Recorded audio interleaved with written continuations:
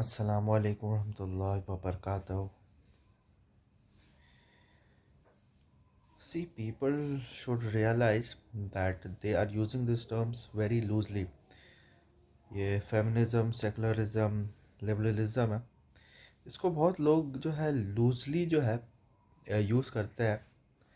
ख़ासकर जो है कोई ऐसा मुस्लिम अगर आके बात करता है कि कोई नया इन्फॉर्मेशन कोई अगर मुसलमान लाता है या कोई कोई नया इन्फॉर्मेशन आपको देता है जो आपने पहले कभी सुना नहीं है या आपके उलमा ने कभी बताया नहीं है या कोई चीज़ अगर पॉपुलर नहीं है, तो लोगों को ये लगता है कि ये इन्फॉर्मेशन तो यार मैंने कभी सुना नहीं, मेरे उलमा ने कभी बोला नहीं है, तो ये इन्फॉर्मेशन जो है अपने आप में गलत इन्फॉर्मेशन है और वो उस इन्फॉर्मेशन को रिजेक्ट कर देता है। और दूसरा अप्रोच ये होता है कि सामने वाला उस इन्फॉर्मेशन को की तहकीक करे और फिर जो है उसको एक्सेप्ट या रिजेक्ट करे। हमारे यहाँ जो है ज़्यादातर लोग ऐसे नहीं है, ज़्यादातर लोग ये है कि ऐसा कोई इन्फॉर्मेशन अगर हमें मिलता है तो क्यों- उन हम क्योंकि ये इन्फॉर्मेशन पहले नहीं सुने हैं, तो यही वजह है कि हमें आगे भी ये बात नहीं सुननी है और फिर उस चीज़ को हम लोग रिजेक्ट कर देते हैं। अभी मैं अल्लामा डॉक्टर अरशद मदनी का सुन रहा था। वो बोले थे कि मैं जो हूँ दरस हदीस का या इल्म हदीस का उसी को की इजाज़त देता हूँ जो देवबंद मसलक का मुक़ल्लिद है।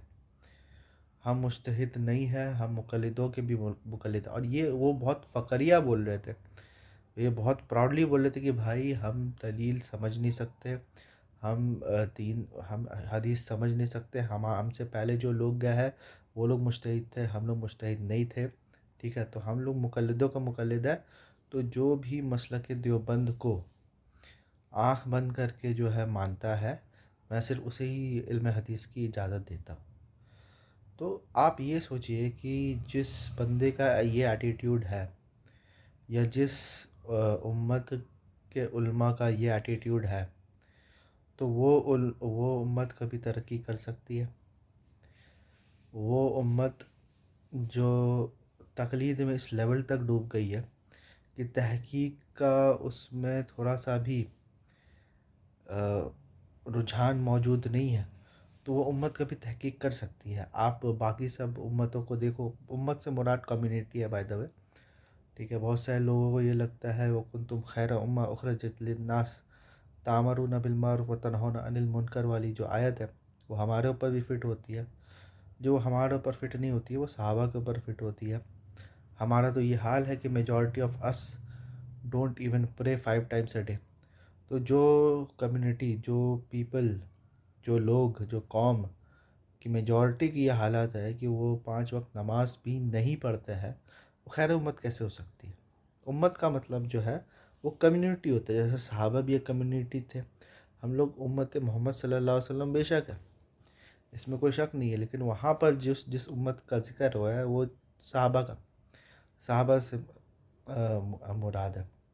कॉन्टेक्स्ट ही बता रहा है, जाके पढ़ लो, सूरह आल इमरान में है। और आसपास जंग ओहद के टाइम पे ये बात कही गई है और अहले किताब से डिफरेंशिएट करने के लिए कही गई है कि अहले किताब को लगता था कि तुम सबसे बेहतरीन उम्मत है, असल उम्मत तो ये है जो कि सहाबा। अब मारूफ़ और मुनकर तो छोड़ो, हम लोग मुनकर की दावत करते हैं और मारूफ़ से रोकते हैं। तो हमारा तो ये हाल हो गया है, तो हम कैसे जो है सबसे बेहतरीन उम्मत है? बेहतरीन उम्मत तो सहाबा है। हाँ, हम अगर सहाबा को फॉलो करें तब हम बेहतरीन उम्मत है, लेकिन ये भी हदीस है कि 73 फ़िरके होंगे, तो यहाँ पर भी हम लोग सहाबा को फॉलो नहीं कर रहे। तो वो जो आयत थी उसको विद इन कॉन्टेक्स्ट अगर आप पढ़ेंगे तो आपको पता चल जाएगा कि वो सहाबा के बारे में। लेकिन अभी क्या, अभी हमारा हालत ये है कि हम किसी भी बंदा को, कोई भी नया इन्फॉर्मेशन आता है, कोई भी बंदा जो तकलीदी जहन को निकाल के तहकीकी जहन के तरफ जो है आपको माइल करने की कोशिश करता है, तो उसको हम लोग लिबरल बोल देते हैं, उसको हम लोग सेकुलर बोल देते हैं, या फिर उसको हम लोग फेमिनिस्ट बोलते हैं। कोई भी अगर वुमेंस राइट के लिए बात करता है तो उसको हम लोग फेमिनिस्ट फेमिनिस्ट बोल देते हैं। ये जो डेनियल हकीकत जो है, ये वही बात काम करता है ना, ये तो मुसलमान को डिवाइड कर दिया है, स्टेरियोटाइप कर दिया है कि फला मुसलमान फेमिनिस्ट है, फला मुसलमान जो है वो लिबरल है, फला मुसलमान जो है सेकुलर है। हालांकि जब उसका डिबेट हुआ था एक should Muslim woman go to college, उसके ऊपर तो है वो सामने वाले को फेमिनिस्ट बता दे रहा था, हालांकि वो फेमिनिज्म के अगेंस्ट थी। उसने लेक्चर रिकॉर्ड किया है फेमिनिज्म के अगेंस्ट, लेकिन फिर भी उसको नहीं तुम फेमिनिस्ट हो। तो ये जुल्म जो है हम लोगों के ऊपर कर रहे हैं। जुल्म का क्या मतलब है? जुल्म का मतलब ये है होता है कि एक बंदे को उसकी जगह से हटा देना। तो जो बंदा बोल रहा है कि वो फेमिनिस्ट नहीं है और फिर भी आप उसको फेमिनिस्ट बोल रहे हो, उसके बार बार बोलने के बावजूद, तो आप उसके ऊपर जुल्म कर रहे हो। जुल्म का मतलब वो फिज़िकल जुल्म नहीं है, आप उसको बदनाम कर रहे हो। ठीक है, जैसे अगर मैं किसी औरत को मर्द बोलूँ या किसी मर्द को औरत बोलूँ तो मैं उसके ऊपर जुल्म कर रहा हूँ, क्योंकि वो चीज़ है नहीं। वो खुद भी क्लेम कर रहा है कि भाई मैं मर्द नहीं हूँ या फिर मैं औरत नहीं हूँ। तो तभी जो है हम लोग लोगों के ऊपर जुल्म करते हैं। ठीक है, अभी ये इसका जो डिबेट हुआ था डेनियल हकीकत जू का, ये क्या नाम है इसका, जवाद हाशमी के साथ, तो वो उसको मुर्तद तकफ़ीर हम लोग कर रहे हैं। डायरेक्ट जो है तकफ़ीर हम लोग कर रहे हैं, मतलब इतना लूजली हम लोग तकफ़ीर कर रहे हैं जस्ट बिकॉज वो हमसे कुछ और बिलीव करता है, वो हमारे साथ नहीं है। ये एक एटीट्यूड हो गया है ना, ये एक बुली एटीट्यूड हम लोग के अंदर हो गया है कि अगर कोई हमारे साथ नहीं है तो हम उसको बुली करेंगे। And that same goes with Qaiser Ahmad Raja sahab. वो भी जो है लोगों को बुली करने की कोशिश कर रहे हैं। इन अ सेंस बुली का मतलब ये नहीं होता कि कोई गाली गलौज कर दिया, नहीं। अब ऐसा ऑनलाइन बुलिंग का वो मतलब नहीं होता। चलो ऑनलाइन बुलिंग जो लोअर ऑर्डर के है वो तो वही है कि गाली दे दो, ट्रोल कर दो, गैसलाइट कर दो। अब जो है एक अलग लेवल का प्रेशर क्रिएट किया जा रहा है को जो हमसे एग्री नहीं करता, जो मेजॉरिटी के साथ नहीं है, वो एक्चुअली वो गुमराह है। उसको सब मिलके उसको अटैक करना पड़ेगा, वरना हमारी जो है मेजॉरिटी जो है वो जो हम लोग ने जो नैरेटिव बनाया है फिर वो गिर जाएगा। तो यही काम कर रहा है कैसर अहमद राजा साहब। उनकी हिम्मत नहीं है कि चिश्ती रसूलुल्लाह थानवी रसूलुल्लाह को कंडेम करे। उनकी हिम्मत नहीं है फ़िरका वारियत के ऊपर बोले। उनकी हिम्मत नहीं है कि जो भी परसिक्यूशन हो रहा है नॉन मुस्लिम्स का पाकिस्तान के अंदर, तो क्योंकि उनकी हिम्मत नहीं है तो यही वजह है कि वो जो है वो यही बोलेंगे कि यार सेकुलर लिबरल को टारगेट करो यार। अरे भाई तुम्हारे यार कितने सेकुलर लिबरल है और तुम्हारा खुद का हालत क्या है ये तो देखो। तुम पाकिस्तान का हालत देखो ना, लोग थूकते हैं उसके ऊपर। ना मुस्लिम नेशन उनको पसंद करता है पाकिस्तानियों को, ना नॉन मुस्लिम। मैं पाकिस्तानियों के कोई अगेंस्ट नहीं हूँ। मैं कोई क्या कहते हैं जिंगोस्टिक टाइप का पर्सन नहीं हूँ। मैं सिर्फ बता रहा हूँ कि आपकी हालत इतनी ख़राब है, जैसे इंजीनियर बोलता है ना, एक तो गरीब ऊपर से बदतमीज़, तो वही हालत हो गया है यार आपका। लेकिन उसके बावजूद भी आप सेकुलर और लिबरल के पीछे पड़े हुए हो, जो कि शायद बहुत सही बात भी बोलते हैं कई बार। मैं नहीं बोलता हूँ हर बात जो है वो सही बोलते हैं, लेकिन कई बात जो है उनकी बातें सही होती है, उसको अप्रिशिएट करना चाहिए।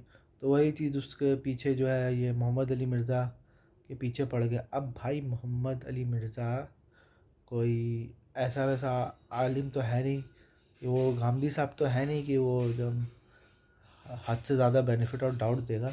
वो ईंट का जवाब पत्थर से दिया। अब कैसर अहमद राजा को भी ये बात समझ में आ गई है कि भैया इससे पंगा लेना मतलब अपना करियर का एंड लगाना, क्योंकि ये जब टेररिस्ट दहशतगर्द मौलवी से नहीं डरता तो ये मेरे से क्या दबेगा। तो फिर ये चले गए अल्लामा जावेद अहमद गांधी के पास। अब उनकी ख़त्म नबूवत को जो है ये चैलेंज कर रहा है ये बंदा, जिसकी हिम्मत नहीं है ये चिश्ती रसूल और खानवी रसूल के ऊपर कमेंट कर, जिसकी हिम्मत नहीं है कि तुम्हारे मुल्क में जो है मज़ारात में इतनी शिरक हो रहा है, इतनी बिदात हो रही है, उस पर बोलने की तुम्हारी हिम्मत नहीं है। और तुम जो है गांधी साहब के ऊपर, क्योंकि गांधी साहब तो सॉफ्ट टारगेट है ना, क्या है। अबे किसी और आलिम के ऊपर बनाना हिम्मत है तो मुफ्ती तारिक मसूद के ऊपर बनाओ, कोई बड़े आलिम ये अहमद रज़ा बरेलवी साहब के ऊपर बनाओ ना कि उन्होंने ये बातें गलत की है जिसकी वजह से हमारे दीन को बहुत नुकसान हुआ, हमारी जमीयत को उन्होंने तोड़ा। बनाओ ना, हिम्मत है जो अपने बुत जो बना चुके हो उसको तोड़ने की हिम्मत करो ना, दूसरों के बुत क्या तोड़ोगे। इब्राहिम अलैहिस्सलाम अपने घर के, अपने वालिद के घर के को बुतों को तोड़ा था, उसने दूसरों के घर में जाके बुतों को नहीं तोड़ा था इब्राहिम अलैहिस्सलाम ने। तो तुम अपने घरों के बुत तो तोड़ो, फिर दूसरों को जाके बोलना। तो इसके ऊपर ख़त्म नबूवत का कि गामदी साहब क्या कन्फ्यूजन है। अरे भाई वो तकफीर बंदा नहीं करता किसी की भी, लेकिन वो कुफ्र को तो कुफ्र मानता है, ये भी तो देखो। और उनका ख़त्म नबूवत जो है वो तो सबसे स्ट्रांग है, वो तो किसी को नहीं मानते, कुछ नहीं, ईसा महदी भी नहीं आएंगे। तुम्हारे हिसाब से तो ख़त्म नबूवत के बाद भी ईसा अलैहिस्सलाम और महदी अलैहिस्सलाम आएंगे, तो फिर ये कैसा ख़त्म नबूवत हुआ, ये कैसा ख़त्म नबूवत। अब आप इसकी जिसकी जितनी भी तावीलात पेश करो, जब आपने एक दरवाज़ा को बंद कर दिया है तो फिर आप जो है दूसरा दरवाज़ा को कैसे खोल सकते हो। जब रसूलुल्लाह सल्लल्लाहु अलैहि वसल्लम आखिरी नबी है, मतलब आखिरी नबी है, अब सिर्फ क़यामत आना चाहिए, तो अब ईसा अलैहिस्सलाम भी आ रहा है, महदी अलैहिस्सलाम भी आ रहा है, तो फिर they are the show stopper ना, they should be the last profit. और उन वो क्यों नहीं प्रॉफिट बन के आ रहे, मेरा ये सवाल है। ठीक है, तो ये कैसा ख़त्म नबूवत है। और इसका जिक्र तो कुरान में भी नहीं है, महदी अलैहिस्सलाम का कोई जिक्र कुरान में नहीं है, रिटर्न ऑफ ईसा अलैहिस्सलाम का कोई जिक्र कुरान में नहीं है। आदमी बहस करता है कि क्या ईसा अलैहिस्सलाम को ज़िंदा उठाया गया है या मुर्दा उठाया गया, ये बाद की बहस है। मेरा सवाल ये है कि चलो for the sake of argument agree, return का जो है कोई क्लियर वर्ड है कि उनको वापस भेजा जाएगा दुनिया में, कोई क्लियर अनएम्बिगुअस वर्ड्स नहीं है। जैसे हम लोग क्रिश्चियन से मुतालबा करते हैं ना, there is not a single unambiguous words in the complete Bible where Jesus Christ peace be upon him himself says I am God, और where he says worship me। तो उसी तरह से कोई भी अनएम्बिगुअस वर्ड्स तो है नहीं आपके पास, कॉन्टेक्स्ट से भी बहुत सारी चीज़ें वाज़ेह होती है। तो हमें हमेशा जो है अपने ऊपर ध्यान देना चाहिए, अपने आप को सुधारना चाहिए। मुझे ऐसा लगता है कि लोग अभी मुसलमानों को ना, अच्छा एक और बीमारी है, लोगों को ये लगता है कि देखो यार ये लोग आपस में ही लड़ते रहते हैं। अपने मुफ्ती कामरान शहजाद साहब, जिनकी मैं बहुत रिस्पेक्ट करता हूँ, वो भी ये बात नहीं बोले कि यार हम लोग तो आपस में लड़ते रहते हैं। मुझे तो कैसर अहमद राजा साहब बहुत पसंद है, मुझे ये लोग दाई लोग बहुत पसंद है जो नॉन मुस्लिम्स और एथियस्ट को जवाब देते हैं। तो मैं उनसे बोलता हूँ ये इसकी मिसाल वैसी है कि खुद का घर तो गंदा है, उसको साफ़ नहीं करने के बजाय हम लोग दूसरे का घर साफ़ करने के लिए निकले हुए। अरे भाई तुम क्यों नहीं समझ रहे हो कि लोग एथियस्ट और एक्स मुस्लिम्स क्यों बन रहे हैं। चलो कुछ लोग तो है ही बिकाऊ, लेकिन ये प्लेथोरा है कि एक सुनामी है जो कि धीरे धीरे जो है मुसलमानों के अंदर ये चीज़ हो रहा है। इस्लाम को कोई ख़तरा नहीं है, मुसलमानों को इस चीज़ से बहुत ख़तरा है। और उसके पास सिर्फ दो ही की चॉइस बन जाता है, एक इंटेलेक्चुअल, एक सोचने वाले मुसलमान के पास सिर्फ दो ही चॉइस बन जाता है। एक तो ये कि वो इस्लाम छोड़ जाए, क्योंकि जिस तरह का दीन तुम प्रेजेंट कर रहे हो वो एकदम डॉगमेटिव इंटरप्रिटेशन ऑफ इस्लाम है। और दूसरा ये है कि अपना अकल इस्तेमाल करे और अपने ट्रेडिशनल सोच से जो है वो छुटकारा पाए। क्योंकि ये ट्रेडिशनल सोच में जो है, सबसे पहली बात तो दीन ट्रेडिशन नहीं है।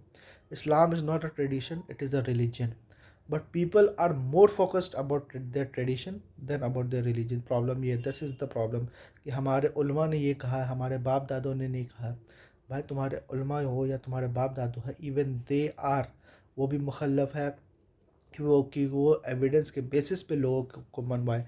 अब एविडेंस के बेसिस पे लोगों का कायल करें। लोग जो है आम मौलवी को छोड़ के जो है जावेद अहमद गामदी साहब या फिर अपने इंजीनियर मोहम्मद अली मिर्ज़ा को क्यों सुनते हैं, क्योंकि वो जो है धौंस नहीं जमाता। उसकी धौंस जो है वो एविडेंस की धौंस होती है, जो कि इतना पावरफुल होता है कि उसके आगे जो है कोई धौंस चलती नहीं है। चाहे आदमी का कितना अपना पॉपुलेशन का धौंस, अपना तादाद का धौंस जो है ना, जितना दिखाओ एविडेंस के आगे वो कुछ नहीं है। ठीक है। और अल्लाह सुब्हानहू तआला भी सूरह अनफाल में ये कहते हैं कि जो हलाल हुआ वो एविडेंस के बेसिस पे हलाल हुआ, जो बचा, जो सरवाइव किया, जो जीवित रहा, जो ज़िंदा रहा, वो एविडेंस के बेसिस पे ज़िंदा रहा। तो evidence is very much, in fact it is the only thing which matters in Islam or any other field of knowledge। बाकी ये एक अपील टू अथॉरिटी का फैलेसी है कि आप जो है just on the basis of how many people believe in it, इसका जो है आप एक सोचा छोड़ रहे हो। यस आई एग्री कि कहीं कहीं जगह आपको आपकी जो है वसअत जो है वो कम पड़ जाती है, तो आपका जहाँ पर एंड होता है आपको किसी ऐसे आलिम के पास जाना पड़ता है जो जिसको इसके पास उसकी नॉलेज हो। This is common sense, fine. लेकिन वो कब होता है जब आपका कैपेसिटी कब ख़त्म हो जाता है।